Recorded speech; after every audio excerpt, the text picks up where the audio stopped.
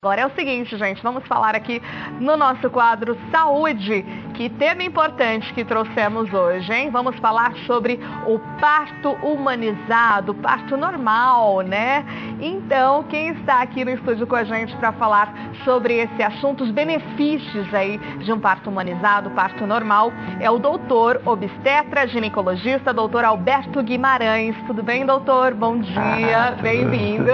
Tudo jóia? Obrigado. Doutor Alberto, me conta, né? Realmente hoje o que a gente tem percebido, né, é que as mães, mulheres e a família toda, né, envolvida aí, que a gente fala, não é só a mulher que fica grávida, né? Às vezes a família toda, inclusive o marido, né? A gente fala os grávidos.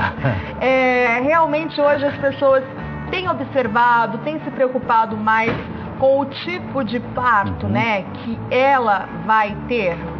Isso é muito interessante, esse tema. Na verdade, é um tema que tomou um cunho mundial.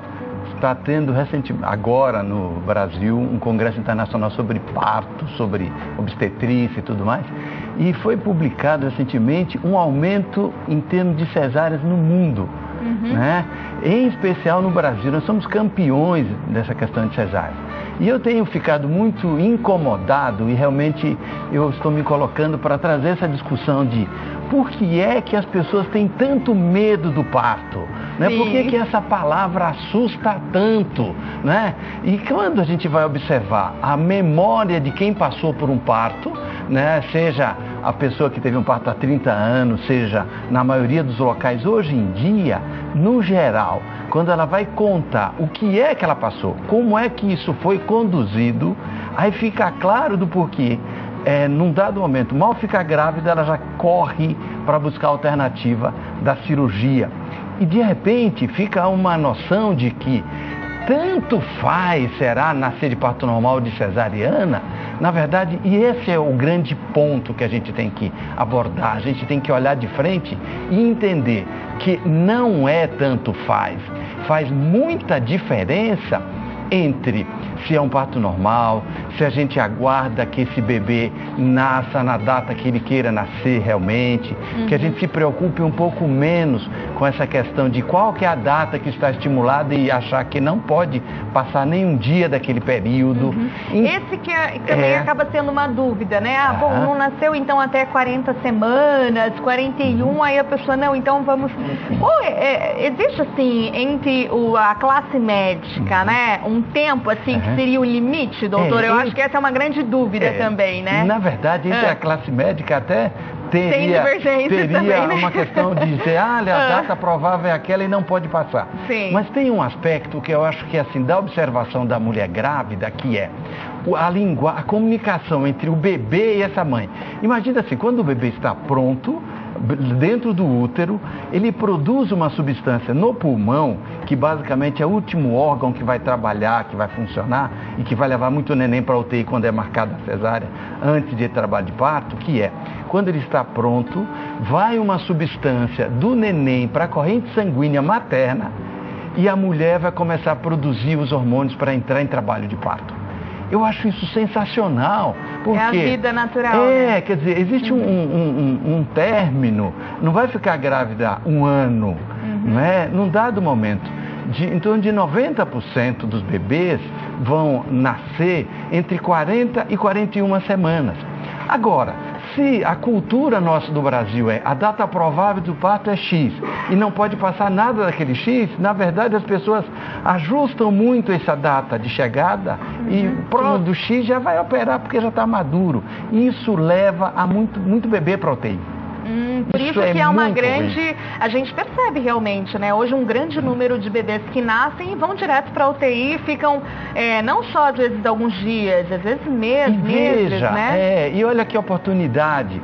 Você, um bebê que poderia vir espontaneamente, você retira, parece que você venceu o aluguel do útero, né? Você vai retirar aquele bebê e colocar numa UTI. Agora, só de colocar numa UTI, olha a oportunidade do contato do bebê pele a pele, de atravessar o canal vaginal, do contato com as bactérias que vão ajudar na defesa em termos de imunologia, da mulher poder superar essa questão do parto, de o bebê vir na data, ela ver que ela tem condições, que ela dá conta, né? Então, esses aspectos é que justificam realmente a gente ter paciência, acolher essa mulher grávida, de repente no pré-natal mostrar que um bebê pode nascer sem precisar necessariamente de um bisturi, né? Desmistificar um pouco a ideia de parto. Quando alguém pensa hoje num parto normal, num parto natural, muitas vezes a pessoa imagina assim, nossa, eu vou ser posta lá e vou ter que aguentar a onda e segurar tudo, sem suporte. Na verdade,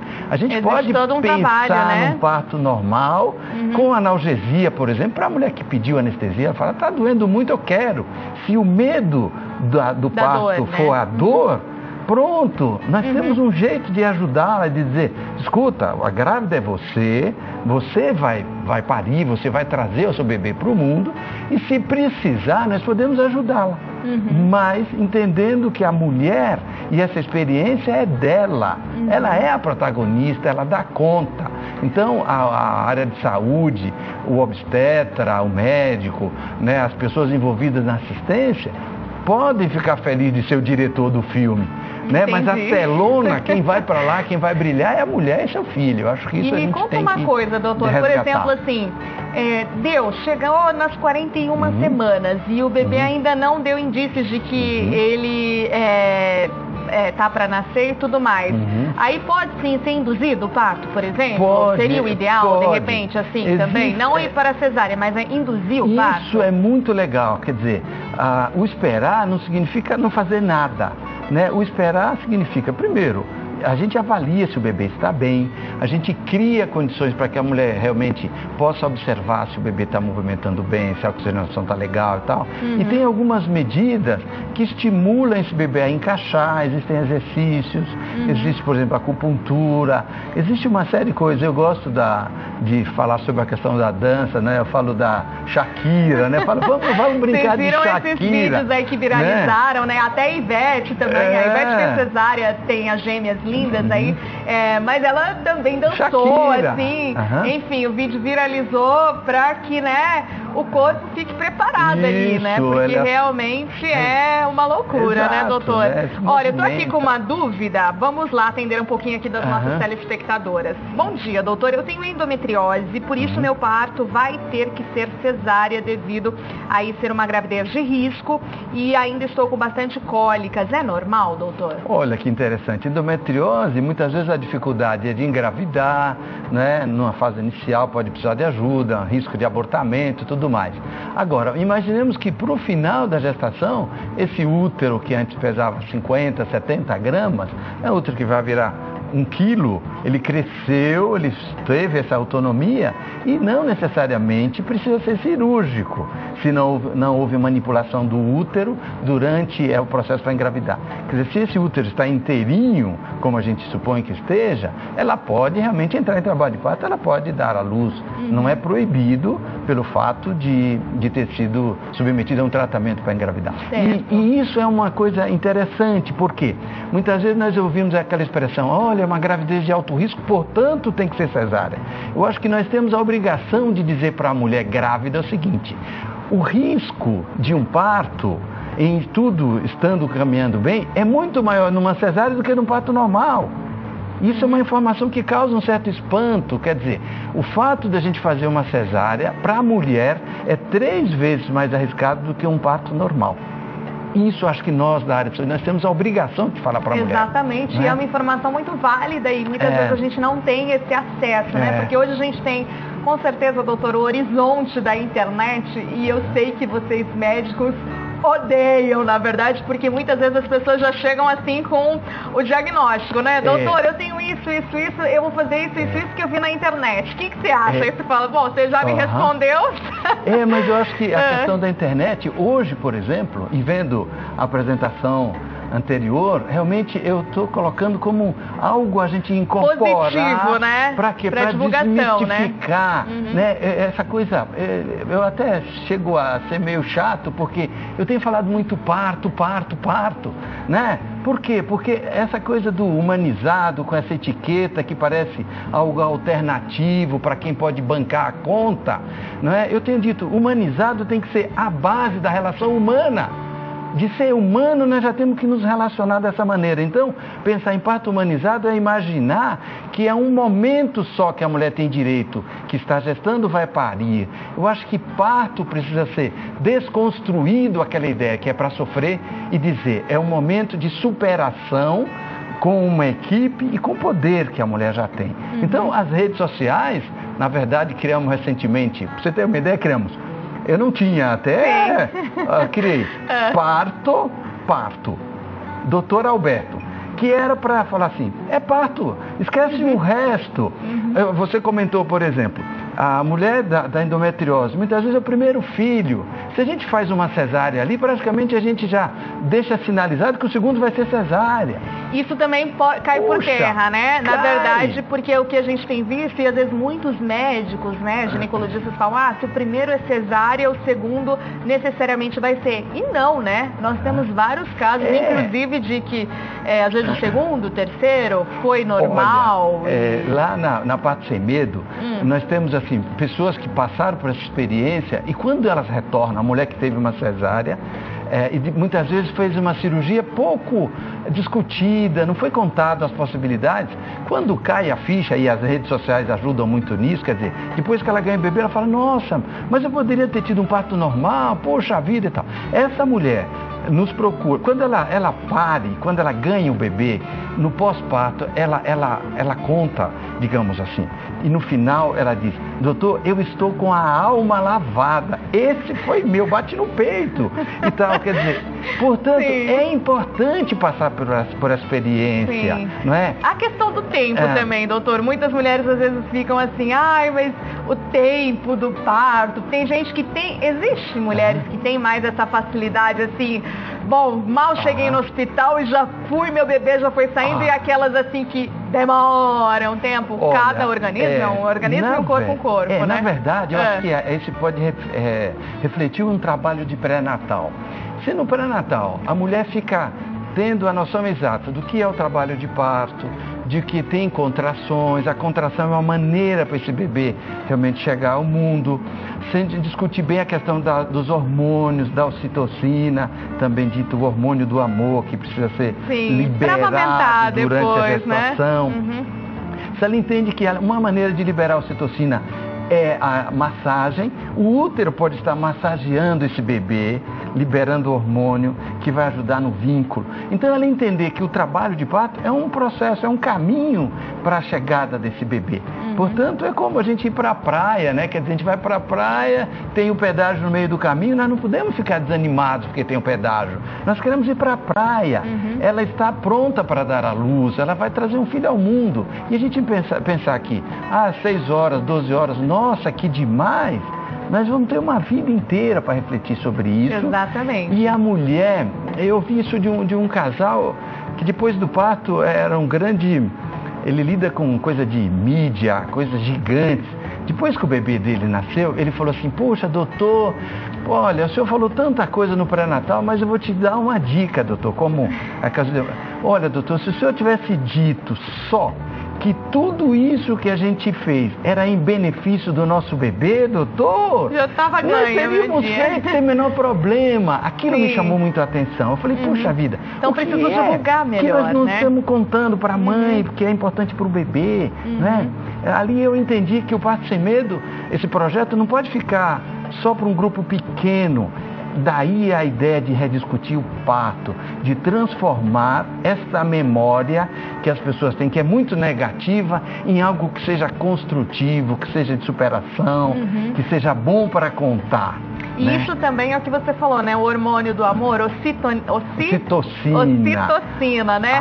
Também vai ajudar aí a mulher na fase da amamentação. Olha, a ocitocina, o conhecimento inicial foi muito em cima dos trabalhos do Michel Audin, que é um médico francês maravilhoso, está com 88 anos hoje, há mais de 50 anos ele vinha defendendo essa questão da importância do parto, mostrando o papel do médico naquele contexto, das necessidades da mulher em trabalho de parto, quer dizer, de que ela precisa ter realmente um mínimo de acolhimento, um espaço com pouca luz, não observado e tal. Para quê?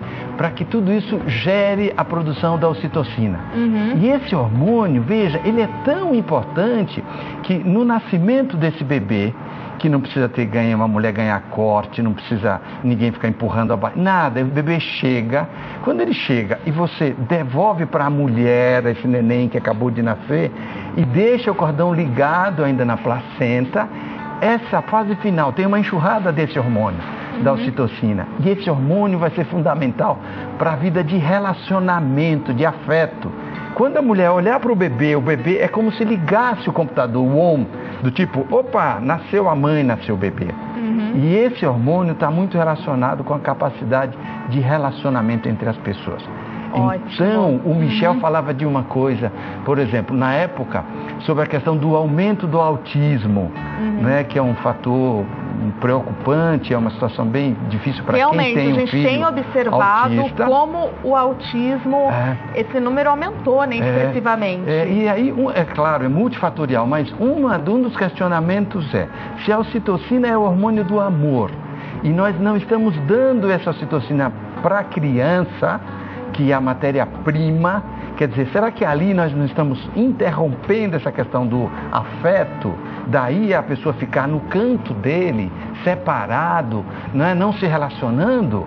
Quer dizer, essa capacidade da mulher tem de parir, de dar à luz, a gente retira isso com um bisturi, praticamente sinalizando, nossa, se quiser nascer, eu sou o maior obstetra, então vou te operar. Não, bolas, deixa as coisas caminharem.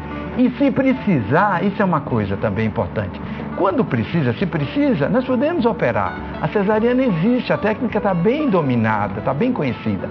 Então, usar uma cesárea, quando precisa, pode fazer toda a diferença para a chegada do bebê. Sim. Só que aí nós vamos precisar de quê? 20% de cesárea, 15%, 20%, 80% vão nascer de parto normal, que é o oposto do que nós temos hoje. E hoje a gente tem qual o dado no Brasil? Mais 56%, 60%? Em torno de 50%, 54% de, digamos, se pensar no bolo inteiro. Se a gente for avaliar nos hospitais particulares, hospitais privados, 80 e pouco, quase 85%. 80, quer dizer, cada 10, 8 tem que ser operados, e você tirou essa possibilidade, digamos, que a mulher teria de dar à luz, de completar seu ciclo, de dizer que o filho é meu, parir sim, né? Aumentar a possibilidade dessa mulher ter sentido para cuidar desse bebê, porque é puxado cuidar do bebê, um pós-parto é um desafio. Mais uma dúvida aqui, doutor, pra gente fechando. Nossa, dá pra ficar aqui um tempão com o doutor aqui, Alberto. Olha, bom dia, eu sou Águeda Maria, código 99, acho que é a região do Maranhão, certo? Me corrige, Águeda, se eu estiver errada. Estou grávida, doutor, do meu segundo filho. Gostaria de saber por que eu sinto tanta dor, como se fosse uma cólica aqui na região, né, do útero mesmo, sendo que no primeiro eu não senti nada disso, viu? Na verdade, o primeiro nem senti dor, teve que ser cesárea, pois eu só estava perdendo muito líquido. Sou do Maranhão, obrigada, então. E aí, vamos responder primeiro a primeira questão, né? Por que ela está sentindo tanta cólica? No primeiro ela não sentiu nada disso, e depois comentar do parto, que teve que ser a cesárea em função da perda excessiva de líquido. Olha só que interessante, eu não sei o caso dela inteiro, não sei de quanto tempo ela está e tudo mais, mas o fato que eu comentei anteriormente, o útero tem 50 gramas, esse útero vai aumentar 20 vezes. Né? E veja, na primeira experiência ela nem percebeu tanta dor. É só uma indagação, viu? Eu não estou dizendo que é exatamente isso, mas esse útero já tem uma cicatriz. E lembrar que o útero é um músculo e é como uma borracha que vai distendendo. O local da cicatriz, na medida que esse útero vai esticando, pode dando uma sensação para quase que vai romper. Não é? É uma das complicações por um segundo parto. Né? A sensação de que é mais desconfortável. Numa segunda gestação, muitas vezes o local que a placenta adere, ela vai para o lugar da cicatrização, muitas vezes isso leva a outras complicações, inclusive no parto, não é? Então, é um cuidado que a gente tem que ter, não no caso dela, porque eu não conheço exatamente o porquê que foi cesárea, mas da gente ter muito critério para fazer a primeira cesárea. Porque se a gente investir mais na ideia de que ela pode realmente fazer uso de uma cesárea, caso haja indicação, a gente vai ter muito mais pessoas passando pela experiência e esse útero ficando prontinho e ficando até melhor, porque depois que ela tem um parto normal, ela já vai ter muito mais confiança para passar pela segunda viagem. Entendi. E aí sabendo que é com ela mesmo, não é com bisturi. Entendi. Vale a pena investir. Maravilha, então, doutor, obrigada aí por falar, né, e detalhar aqui pra gente que mais sobre esse projeto, divulgar de uma maneira assim tão inteligente, né, com tanta propriedade aí sobre esse assunto. Deixa o seu contato, doutor, e no meu próximo parto, ó, vou ter você e a sua equipe, viu? Não tô nem grávida, gente, mas já tô aqui planejando. Mentira. Diga aí, doutor. Na verdade, eu vou aproveitar para convidar as pessoas que estão grávidas, que já tiveram filho, que pensam em ter um dia, da gente desarmar um pouco a ideia de falar cesárea, né, para resolver e pensar, vamos para um parto assistido, com quem respeita a trajetória e a experiência da mulher, né, dando a segurança necessária, sem extremismo, usando o que tem de recurso técnico, científico, sobretudo usando o acolhimento e respeito nesse momento. E se puder, né, olhar, ver para o Parto Sem Medo, tem um site. Eu acho até depois da nossa conversa, vou dizer, olha lá no Instagram, acompanha lá o Parto Dr. Alberto. Simples assim. Muito obrigado. Obrigada, viu, doutora? Até uma próxima, viu? Volte sempre aqui com a gente.